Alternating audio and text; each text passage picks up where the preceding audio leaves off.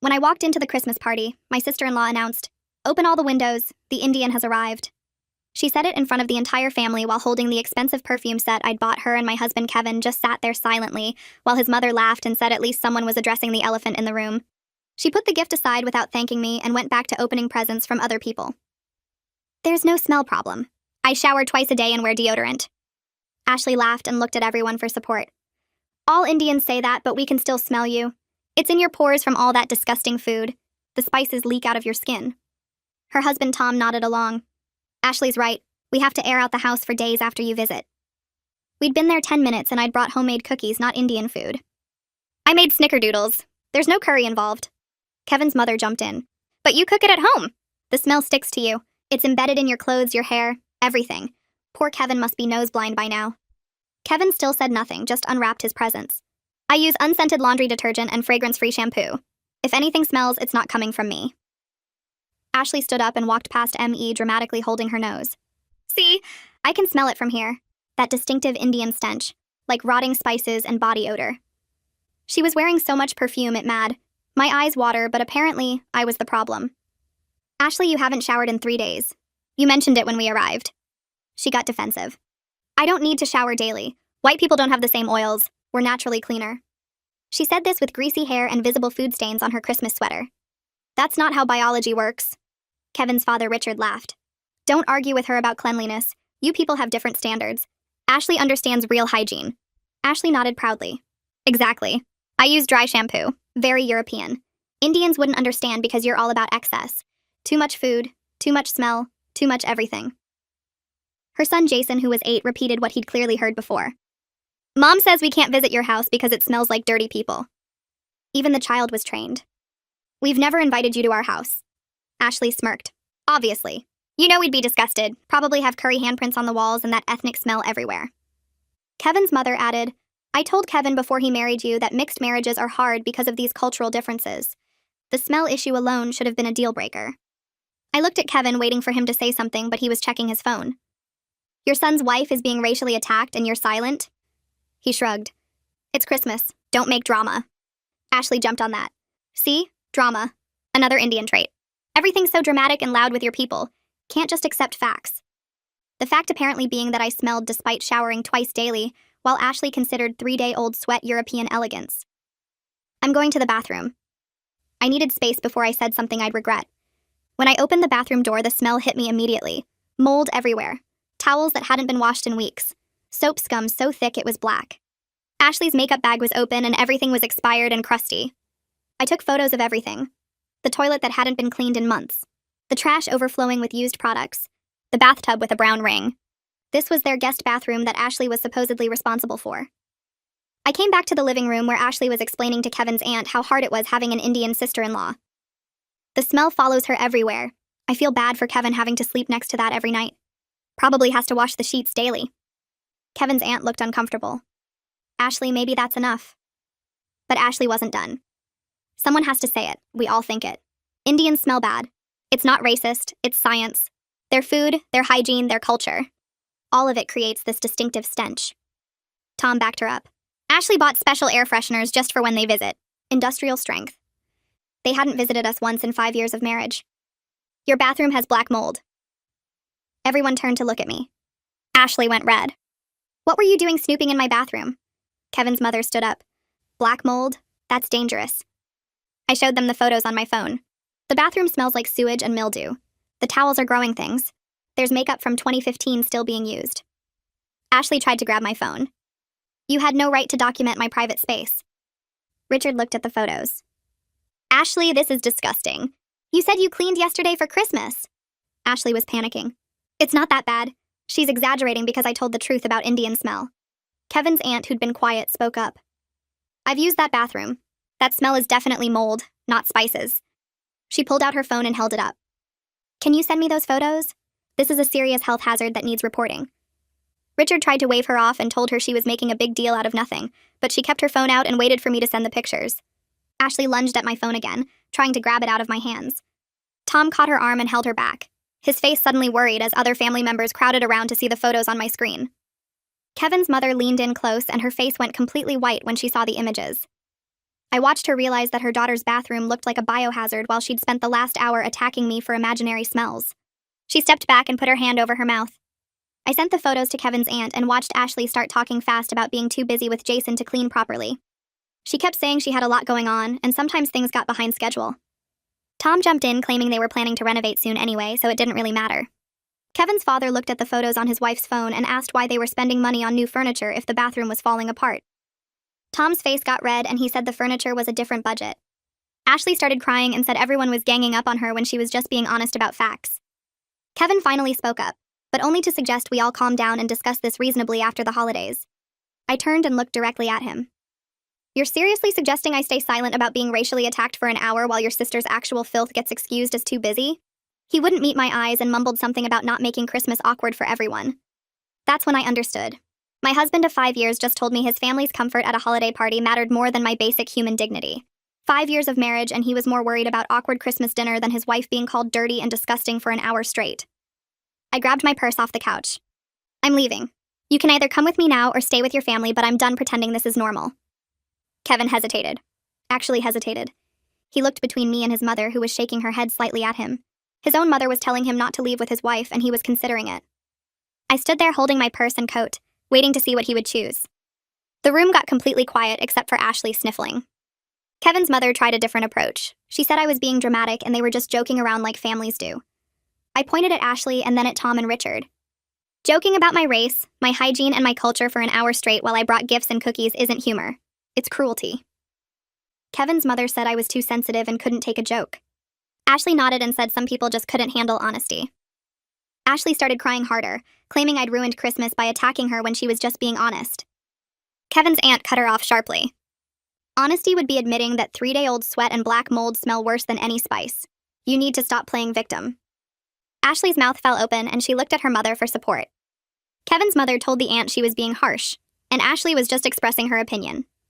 The aunt said Ashley's opinion was racist and disgusting, and the bathroom photos proved who actually had hygiene problems in this family.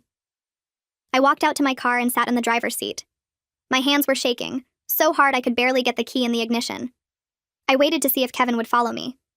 5 minutes passed, then 10. I looked at the front door of the house and saw the lights on inside and shadows moving past the windows. He wasn't coming. I started the engine and understood that his silence in there was actually his answer all along.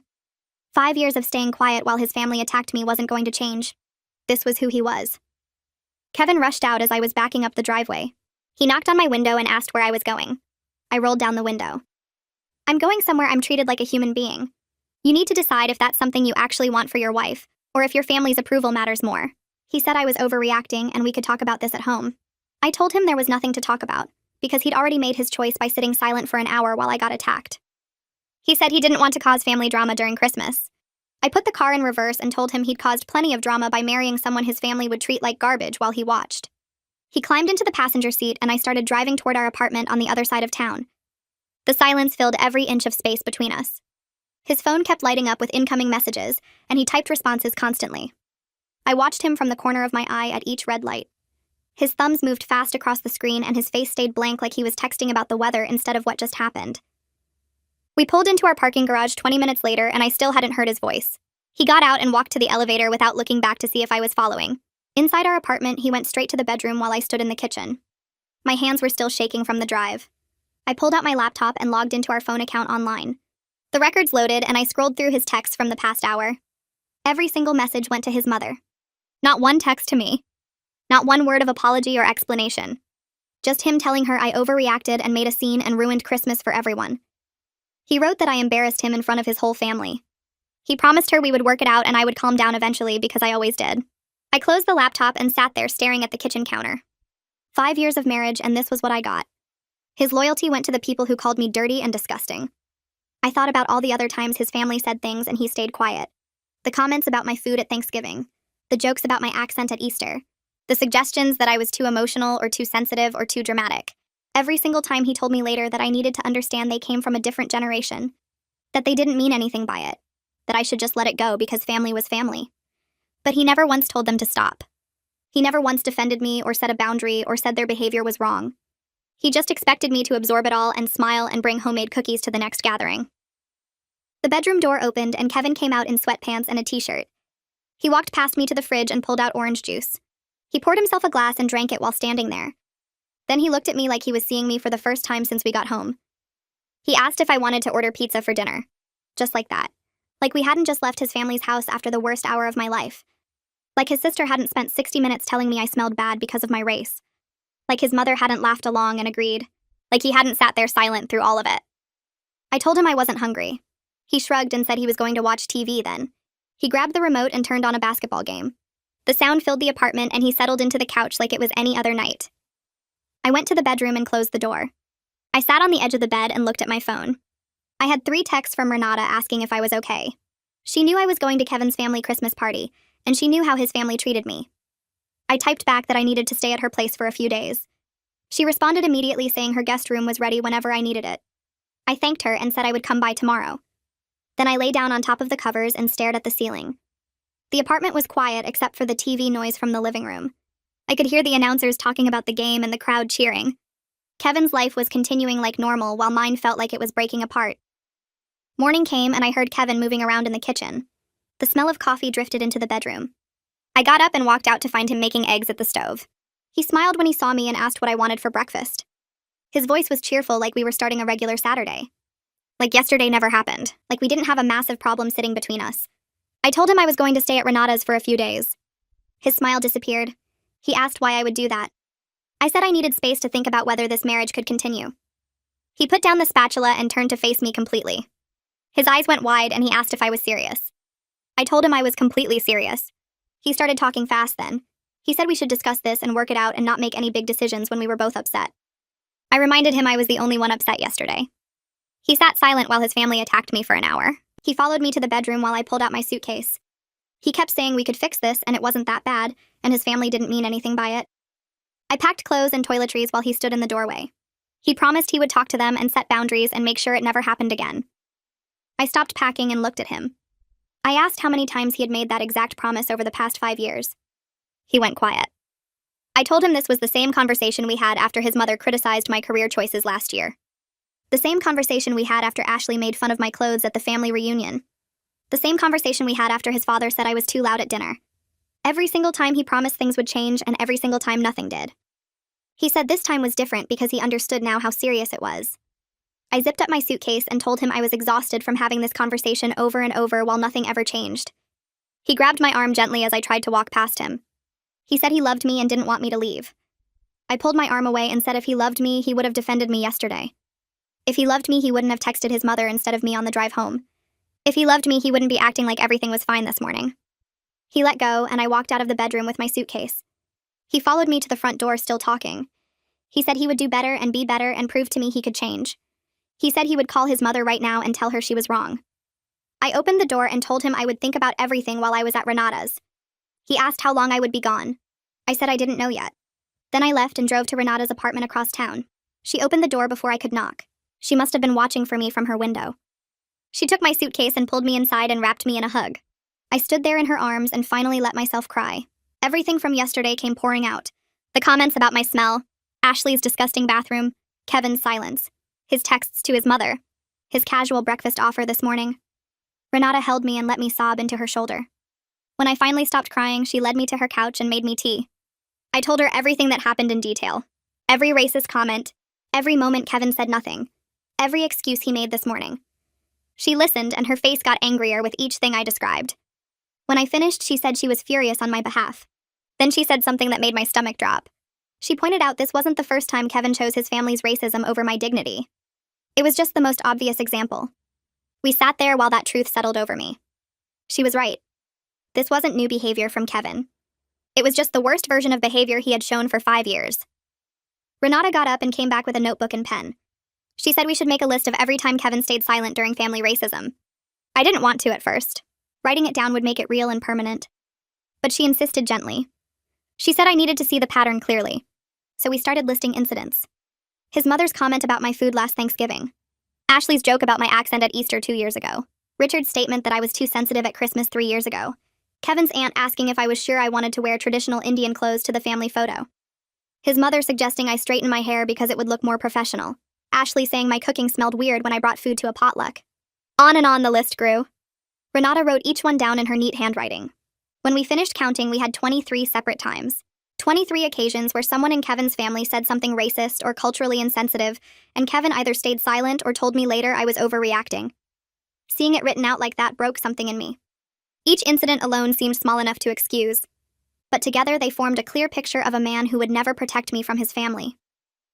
Renata put down the pen and asked if I had thought about talking to a lawyer. Just to understand my options, she said. Not to make any decisions yet, but just to know what was possible.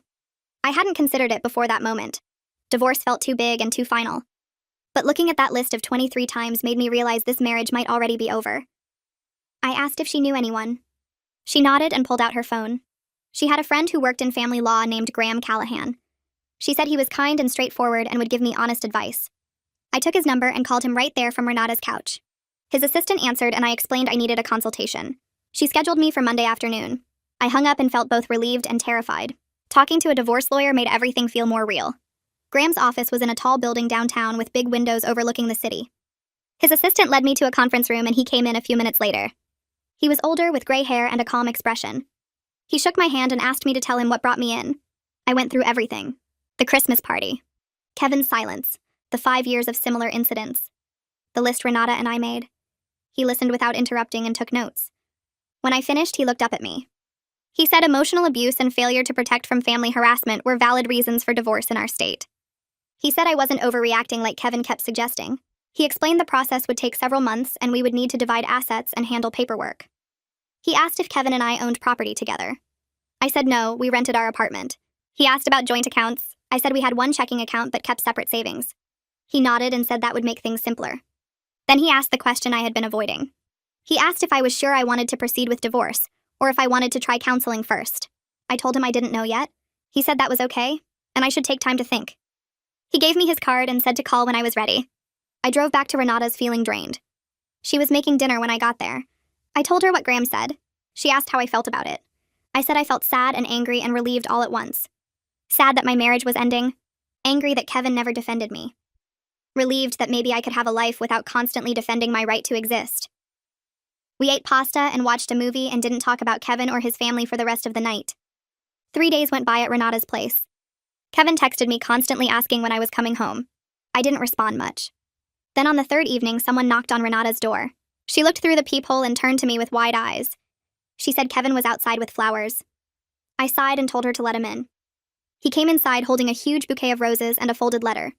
He asked if we could talk privately. Renata looked at me and I nodded. She went to her bedroom and closed the door.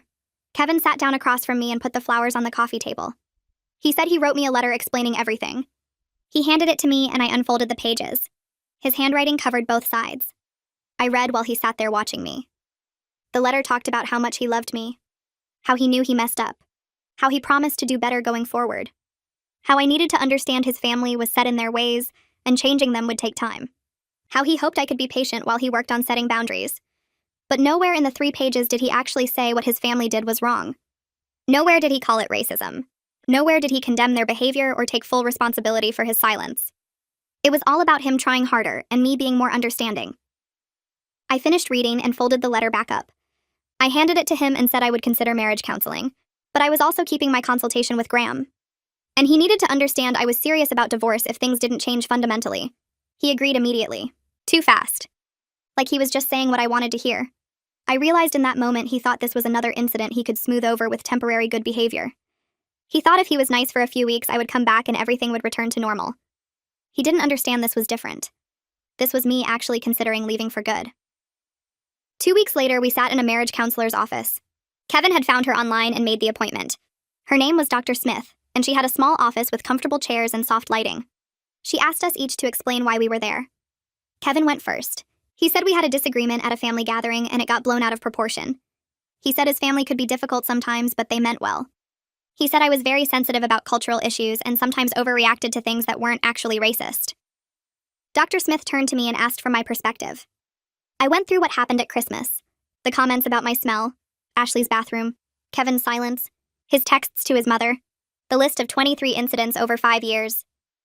Dr. Smith listened carefully. Then she said something that made Kevin's face change. She said racist attacks from family members were serious forms of emotional abuse. She said a spouse's silence during those attacks enabled the abuse and made the person complicit. She said this wasn't about family dynamics or cultural differences. This was about basic respect and protection. Kevin got defensive immediately. He said maybe we needed a different counselor who understood family loyalty better. Someone who knew that you can't just cut off your family because they say things you don't like. Dr. Smith stayed calm. She said family loyalty didn't mean accepting abuse. She said healthy families could disagree and set boundaries without cutting anyone off. Kevin crossed his arms and said he didn't think this was working. I looked at him and saw clearly that he wasn't here to change. He was here to get validation that I was wrong. When the counselor didn't give him that validation, he wanted to leave. Dr. Smith asked if we wanted to schedule another session. I said yes. Kevin said he would think about it. The next day, Kevin's aunt called me. She asked how I was doing, and I said I was okay. Then she told me something interesting. She said Ashley's bathroom got reported to the health department. Apparently, a neighbor saw the photos when Kevin's aunt shared them in the family group chat. The neighbor got concerned about the mold and called it in. An inspector came out and found multiple code violations: black mold in the walls, improper ventilation, expired products creating health hazards. They had 30 days to fix everything or face fines.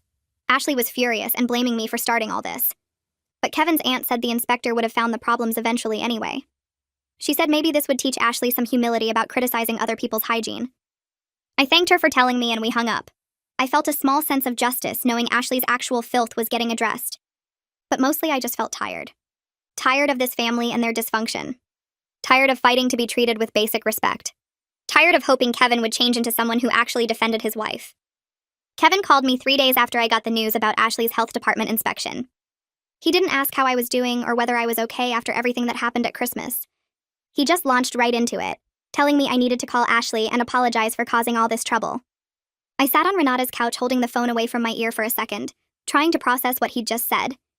He wanted me to apologize to the woman who spent an hour attacking my race and hygiene in front of his entire family. I told him no, I wasn't apologizing for anything.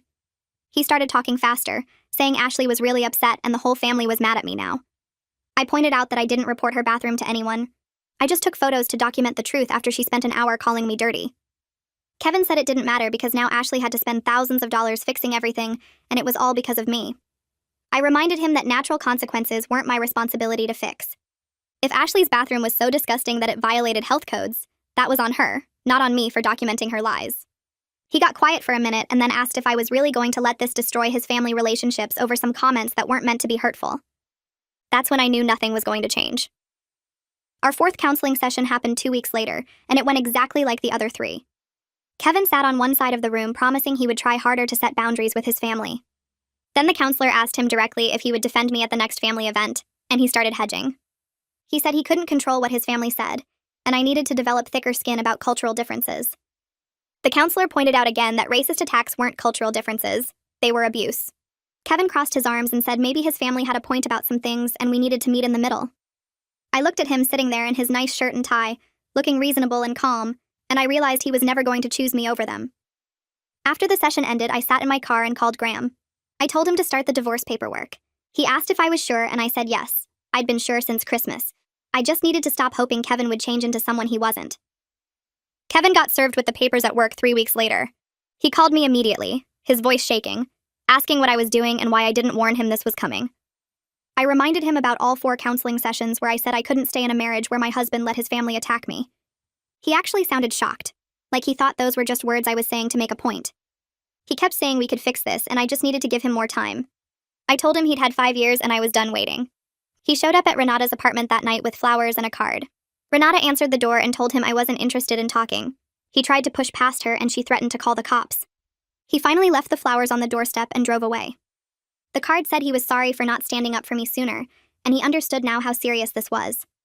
But it didn't say anything about his family being wrong, or that their racism was unacceptable.